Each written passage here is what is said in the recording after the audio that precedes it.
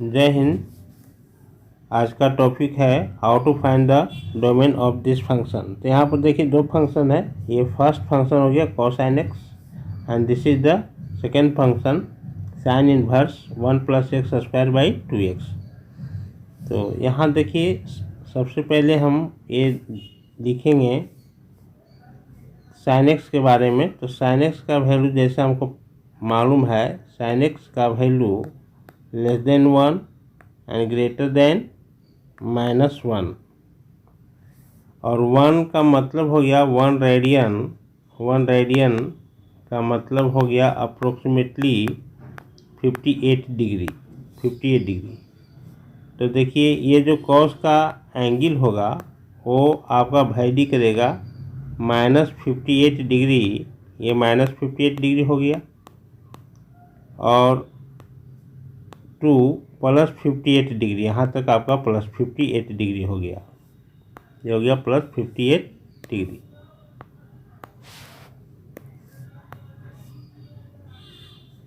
तो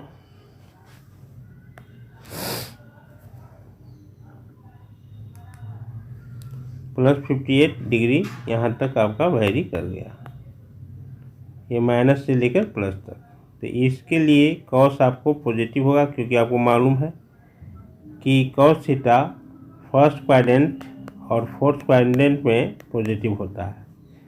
तो ये आपका पॉजिटिव हो गया और x के किसी वैल्यू के लिए यह पॉजिटिव हो गया, यानी x बिलोंग्स टू, यहाँ पर आप डोमेन निकालेंगे तो यहाँ पर x क्या है, x belongs to r, -∞ to +∞। और -∞ टू +∞ के लिए साइन एक्स का वैल्यू -1 से 1 तक वैरी करेगा।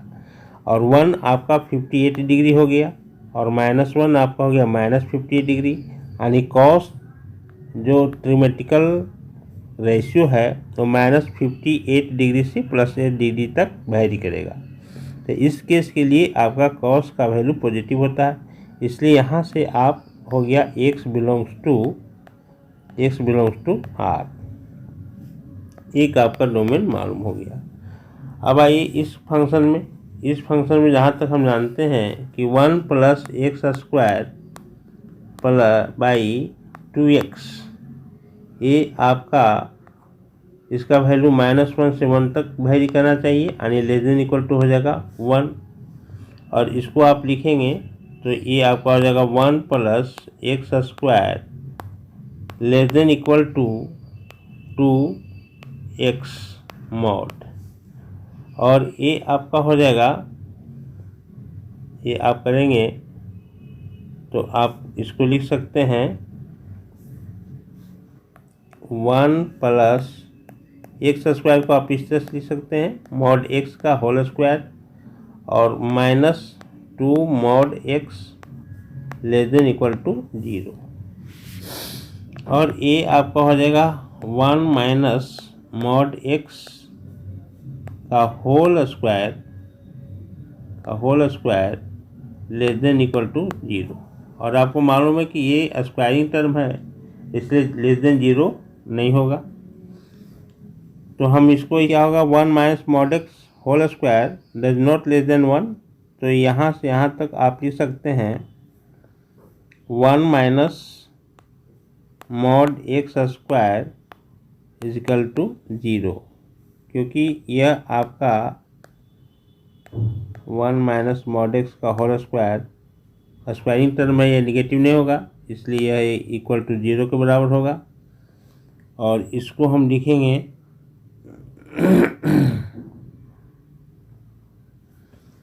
mod x होल स्क्वायर = 1 और this implies x mod x = 1 and this implies x = ±1। ये नंबर हो गया b। और फर्स्ट में आपको आया था x बिलोंग्स टू r, तो दोनों को अगर कंबाइन करेंगे तो आपका कंप्लीट सॉल्यूशन हो जाएगा। कंप्लीट सॉल्यूशन कहिए, ये आपका हो जाएगा x बिलोंग्स टू +1 कॉमा -1, यही आपका आंसर होगा।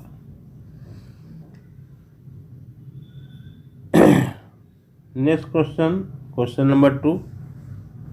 यहाँ पर देखिए, इसको बोलते हैं greatest integer function. Greatest integer क्या होता है? Greatest integer is the integral part. Greatest integer is the integer not greater than x, जैसा हम लोग इसको जानते भी हैं। जैसे 2.7 होगा, 2.7 होगा। इसको अगर बॉक्स में क्लोज कर देंगे तो इसका वैल्यू हो जाएगा हमारे पास 2। ये ग्रेटेस्ट इंटीजर का फंक्शन है, प्रॉपर्टी है। अब यहाँ पर देखिए सेक इन्वर्स x, पहले इस फंक्शन को देखेंगे, उसके बाद इस फंक्शन को हम देखेंगे। तो यहाँ पर सेक इन्वर्स x है, तो x इक्वल टू हमारा क्या होगा? x का वैल्यू होगा less than equal to -1 and x greater than equal to 1। ये हो गया हमारा नंबर, दिस इज 1।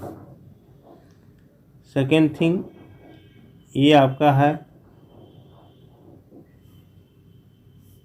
ये पॉजिटिव स्क्वायर रूट है, इसलिए x minus greatest integer greater than 0 होगा, क्योंकि डिनोमिनेटर में है, इसलिए नॉट इक्वल टू 0, ये 0 के बराबर नहीं होगा, क्योंकि अगर इसको 0 कर देंगे तो ये पूरा सिस्टम, ये पूरा क्वेश्चन इन्फिनिटी हो जाएगा, इसलिए यह 0 ग्रेटर देन 0 होगा।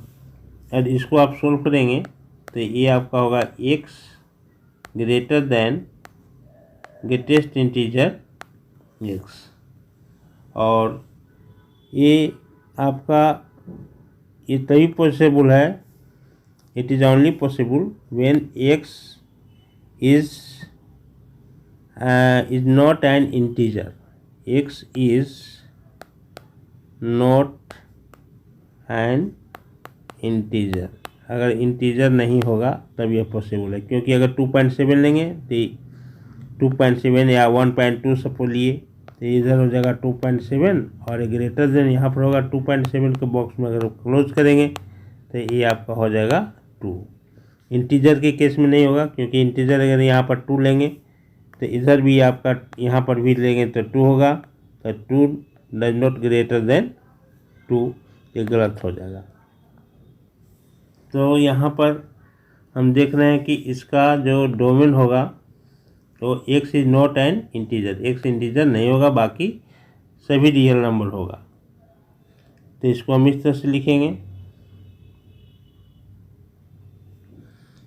हमने पहले केस में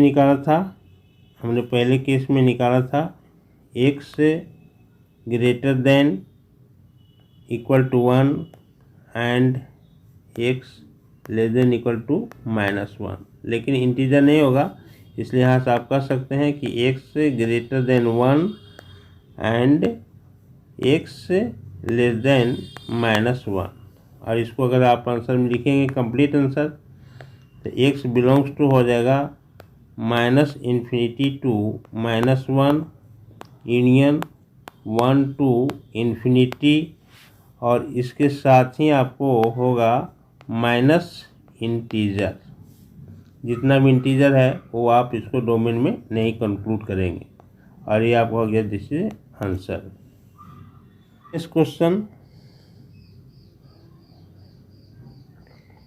क्वेश्चन है find the domain of function of this function log ax³ plus a plus bx² plus b plus cx plus c comma if b² minus 4ac less than 0 and a greater than 0। तो देखिए इस question में यहाँ दिया हुआ है, इसका मतलब ये हो गया कि ax² plus bx plus c greater than 0 if a आपका डिस्क्रिमिनेंट है क्वाड्रेटिक इक्वेशन का, क्वाड्रेटिक एक्सप्रेशन का, if b² minus 4ac less than 0 and a greater than 0।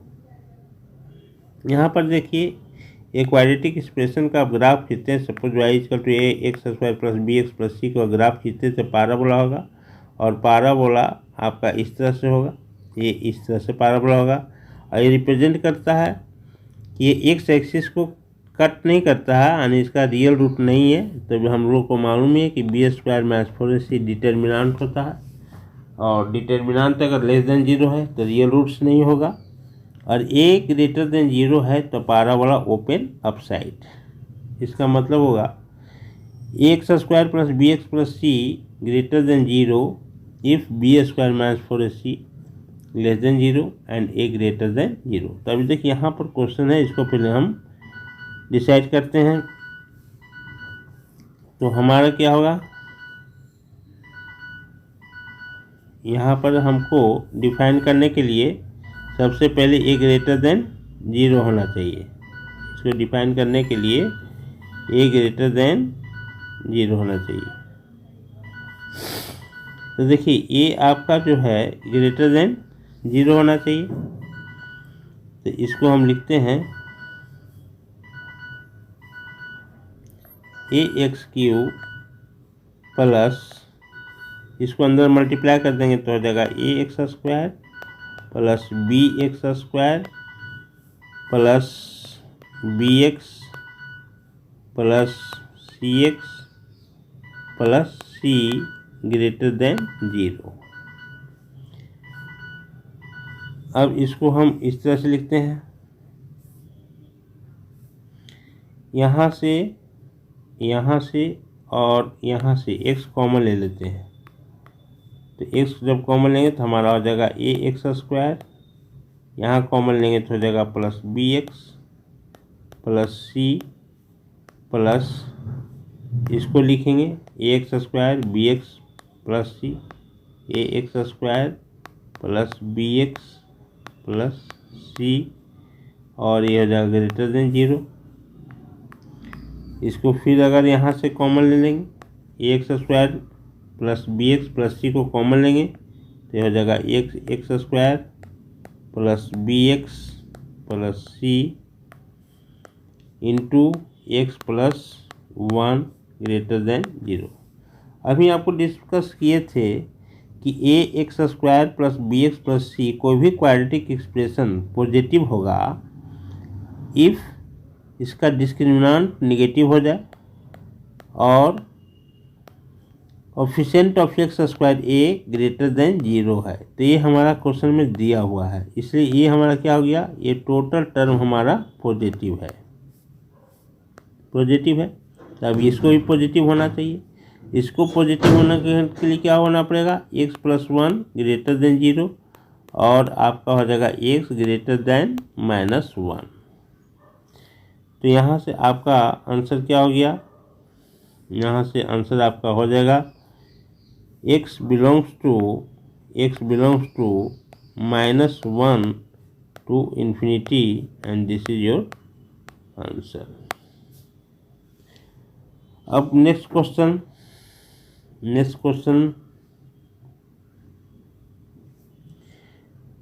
Question देखिए, यहाँ पर कर रहा है कि if domain of the function f x is 0,1 find the domain of this function. तो देखिए एफ एक्स में एक्स का वैल्यू क्या दिया हुआ है, एक्स का वैल्यू है 0 to 1, इसका मतलब 2 sin x - 1 का वैल्यू 0 to 1 लाई करेगा। तो ये आपका हो जाएगा 2 sin x - 1 less than equal to 1 and greater than equal to 0। इसको सोल्व करेंगे तो 1 लेस देन इक्वल टू हो जाएगा 2 sin x, और ये हो जाएगा लेस देन इक्वल टू 2, और इसको सोल्व करेंगे तो 2 से डिवाइड करेंगे तो 1/2 हो जाएगा, और ये हो जाएगा sin x, और ये हो जाएगा लेस देन इक्वल टू 1, क्योंकि 2 से तीनों में डिवाइड करेंगे तो यहाँ 1/2 हो जाएगा, यहाँ पर sin x होगा, यहाँ पर 2/2 इक्वल टू 1 हो जाएगा। अब इसको देखिए, इसको सोल्व करना है तो यहाँ पर sin x का ग्राफ खींचिए, y इक्वल टू 1/2 का ग्राफ खींचिए, और y इक्वल टू 1 का ग्राफ खींचिए। तो sin x का ग्राफ हम लोग को मालूम है कि हम लोग इस तरह से ग्राफ खींचते हैं। देखिए इस तरह से ग्राफ खींचते हैं, 0 से 2 पाई के बीच में ग्राफ खींचिए, और y=1 का ग्राफ आपका ये हो जाएगा, ये हो जाएगा y=1, ये x एक्सिस हो गया, ये y एक्सिस हो जाएगा, और y=1/2 का ग्राफ खींचेंगे तो आपका ये ग्राफ हो जाएगा, ये हो गया y=1/2। अब देखिए यहाँ पर कर्व को कट करता है, यहाँ पर कर्व को कट करता है, तो ये आपका हो जाएगा π/6, और इसको आप करेंगे तो ये हो जाएगा आपका, ये पॉइंट हो जाएगा 5π/6।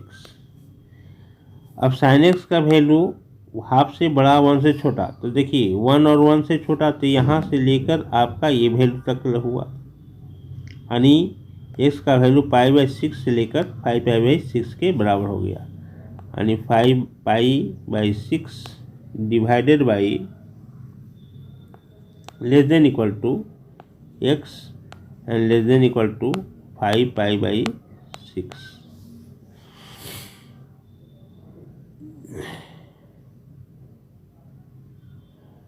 अब जैसा कि हम लोग को मालूम है कि sin x ट्रिग्नोमेट्रिकल फंक्शन है और ये जनरल सॉल्यूशन होता है, और sin x पीरियोडिक फंक्शन है जिसका पीरियड 2 पाई है। तो इस जनरलाइज करने के लिए हम 2n पाई दोनों साइड जोड़ देंगे, 2n pi plus π/6 < x < 2n pi plus 5π/6, और इसको लिखते हैं x belongs to close interval 2n pi plus π/6 2n pi plus 5π/6, and this is your answer. तो आज इतना ही, धन्यवाद।